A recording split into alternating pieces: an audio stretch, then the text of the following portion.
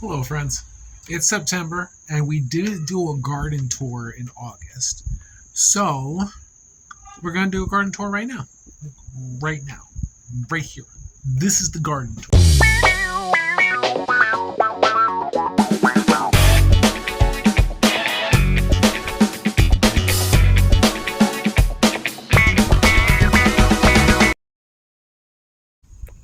Alright, here we go. Can you guess what this neglected fruit is?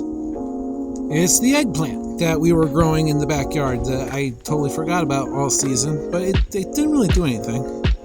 Except now, towards the end of the season, this thing in this pot is giving us 2 eggplants. They're about baseball size. And maybe a little bit smaller than baseball. They're a really fine example of lots of things that we just kind of let be out here in the oasis. But I mean, it's still a nice sitting spot. I'll be taking on the shade sale soon. The oasis with our apple tree that's growing all sorts of tomatoes because that's how we roll.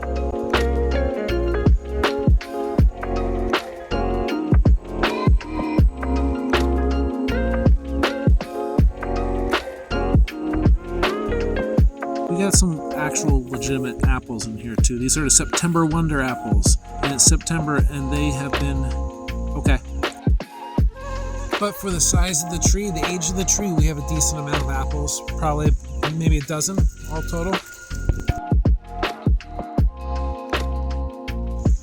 This opposite side is rocking some lamb's quarters that we let get big. And this Rose of Sharon that I'm letting grow.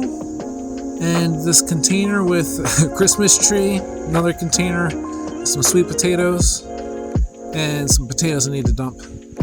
Oh, and this, the flowering mugwort, which is probably bothering my allergies, but look at this big, beautiful mother of a mugwort. She's doing good. I gotta harvest her up. Morning glories that have survived me pruning things back. And the damage. I mean, we can start to show you the damage from the bugs, the things being too close to each other. And then we get into the okra. This is the red okra. We particularly grew this color so we can see the fruit better amongst all the green in the garden. The honeyberry bush is quietly doing her thing and being ready for next spring. And then in the mix of it, there's some raspberries and grapes that I need to get pruned back. And somewhere in here, there's carrots still, if you can believe it or not. Hopefully we get to eat some. These beans I should be picking. And the damage from the bean beetles and late season stuff. And I didn't get to eat any of my grapes. I think they all went bad on the vine. Lots of beans.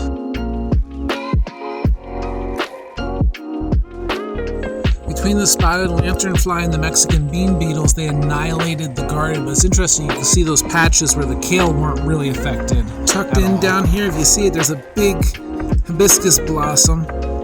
Kind of hidden down there. It's a little sneaky one.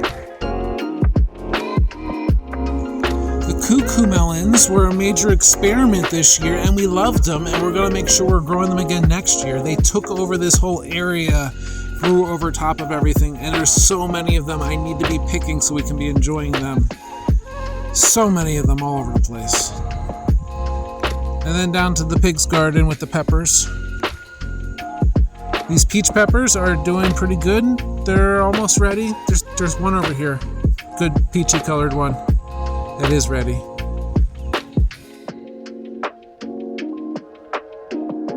And then up here in this mess of grapes, I'm going to see if I can find it. Yeah, right here. These are the damn spotted lanternflies. Every time I brush through here, I find a ton of them.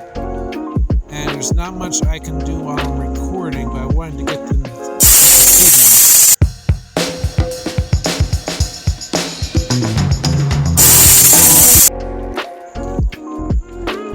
Down here, there's a container of kale that's dead. And there's some more dead stuff. And stuff I was going to look at. Hey, right there. That's a zinnia. Isn't it pretty? That's a pretty zinnia. Here's here's all the rest of its siblings. We'll skim over those two. We'll look past the dead oregano and look, some chili peppers. They're pretty and ready to pick. Like that tomato. That was pretty and red and ready to pick at one point. And there's some beautiful seeds off the lettuce. I might try to get some of those seeds collected. And over here, there, behind the kale, there's our flying dragon tree.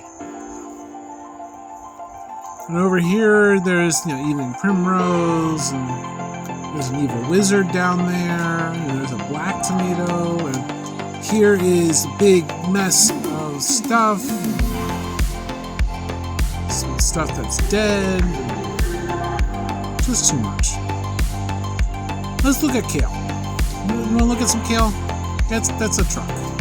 There's some mugwort that I chopped off. Next to them are the kale. Kale's too big. Piece of mugwort evaded getting pruned because it was in the middle of all the kale. Underneath the kale, I tried to plant some beets down here, and I guess technically they're growing amongst the yellow wood sorrel, but I'm not expecting to actually get any beets out of this year. More kale. Kale is too dense. Beans, I got hit by a pest. Volunteer kale along the wall.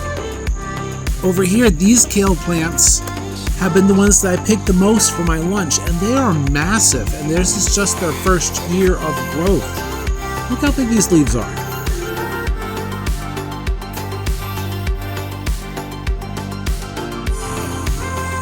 Over here is the big birch tree, and by big I mean like it's the birch tree. Let's get some scale, see how tall it is compared to the porch. Birch tree growing in the pot, and there's some asters and morning glories and more kale. Kale. Some ferns behind the kale, and there's kale, and there's different types of kale in the mix with the kale. And kale. And kale.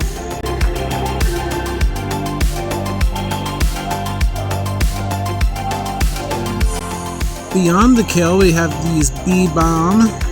And actually, there's more kale in that container there. There's those big leaves in the back. That's more kale in the back. I believe it's 1,000 head kale, I believe is what it's called. And then mint. Here's the apple mint. The apple mint has become the dominant mint in the mint patch. And our kitchen sage is doing beautifully. So kitchen sage, then apple mint, and somewhere next to the apple mint is the orange mint. You can see that distinction, the difference of leaves there. And then below the orange mint, we had some variegated pineapple mint that's gone, I think. And that's chocolate. That big section in the middle is chocolate mint.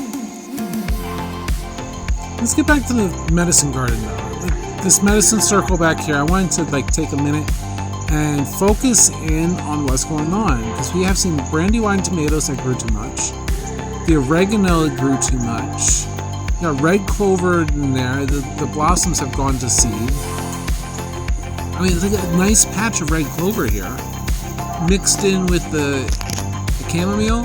So Roman chamomile is perennial, and some weeds. Pull the weeds out while we're looking. And I mentioned the blossoms on the lettuce, but this is nice speckled lettuce, and this is a hyssop. Everything's just kind of gone to seed. Back there, the rose bush is kind of just being and existing. The agastache, a little brush of pink color there, is existing nicely. This goldenrod is shot up and existing nicely. But it's just a lot of stuff that's just kind of being.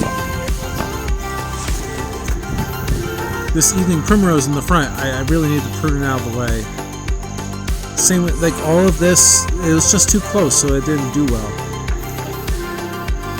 There's some black radishes in there. I gotta see if they're ready to pull. There's a dog. There's a fairy garden that's just kind of like a bunch of dead fairies lying all over the place with some flowers amongst them. Maybe it's like a fairy graveyard until they all come back to life sometime soon. I'm not quite sure. And then kale and the planter in the back. And the sea kale. which like is still alive even after tons of abuse from the dogs and that kids. And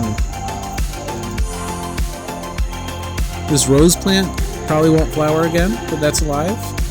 All this lemon balm is alive and gone to seed, and you can see the spot where I pruned it down in the middle to harvest some leaves.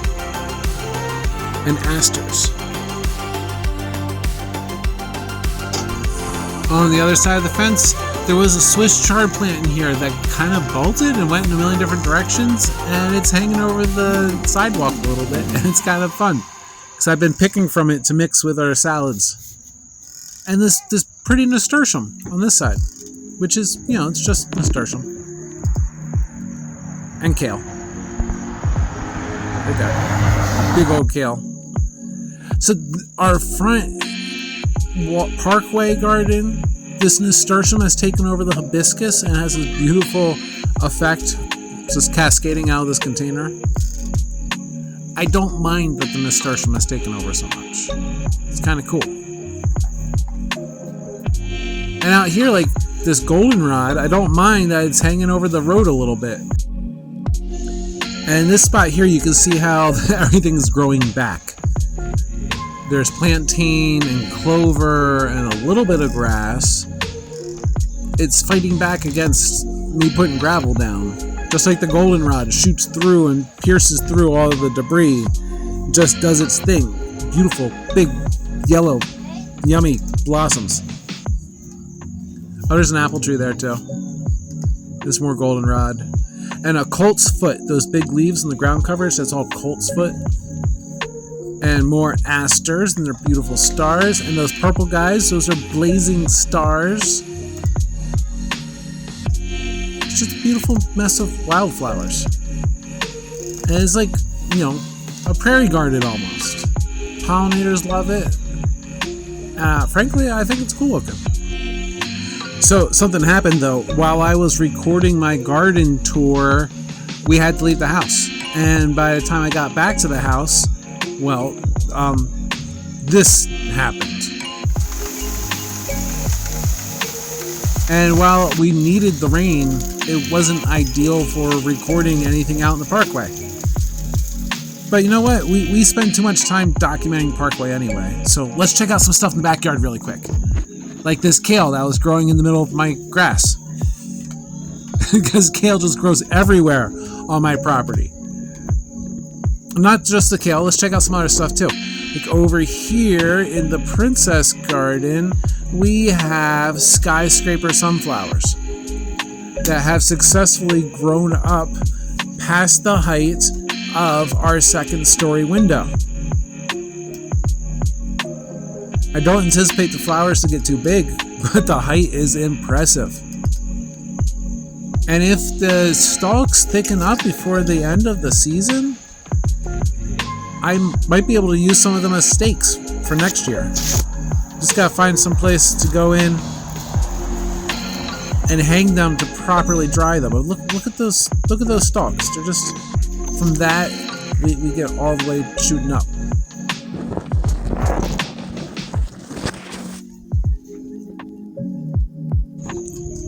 Our back hedges haven't necessarily been maintained, but the beauty about them is that they're mostly Rose of Sharons.